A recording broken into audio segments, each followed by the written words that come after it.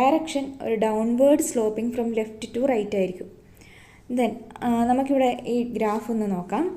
ഗ്രാഫിൽ എക്സ് ആക്സിസിൽ ക്വാണ്ടിറ്റി ഡിമാൻഡും വൈ ആക്സിസിൽ പ്രൈസുമാണ് കാണിച്ചിരിക്കുന്നത്. അതായത് Q1, Q2, Q3 എന്ന് പറയുന്നതെല്ലാം ക്വാണ്ടിറ്റി ഡിമാൻഡും P1, P2, P3 എല്ലാം പ്രൈസ് ഓഫ് ദ കമ്മോഡിറ്റി ആണ് കാണിക്കുന്നത്.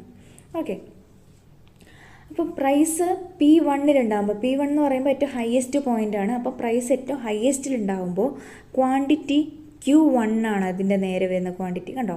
അപ്പോൾ പ്രൈസ് ഏറ്റവും കൂടുതലുണ്ടാകുമ്പോൾ ക്വാണ്ടിറ്റി ഏറ്റവും കുറവാണ്. പ്രൈസ് വീണ്ടും P1-ൽ നിന്ന് P2-ലേക്ക് കുറഞ്ഞപ്പോൾ ക്വാണ്ടിറ്റി ഡിമാൻഡ് എന്ത് സംഭവിച്ചു? Q1-ൽ നിന്ന് Q2-ലേക്ക് ഇൻക്രീസ് ചെയ്തു അല്ലേ? പ്രൈസ് കുറഞ്ഞപ്പോൾ ക്വാണ്ടിറ്റി ഇൻക്രീസ് ചെയ്തു. ദെൻ അതുപോലെ തന്നെ അഗെയിൻ P2-ൽ നിന്ന് P3-ലേക്ക് പ്രൈസ് കുറഞ്ഞപ്പോൾ ക്വാണ്ടിറ്റി Q2-ൽ നിന്ന് Q3-ലേക്ക് ഇൻക്രീസ്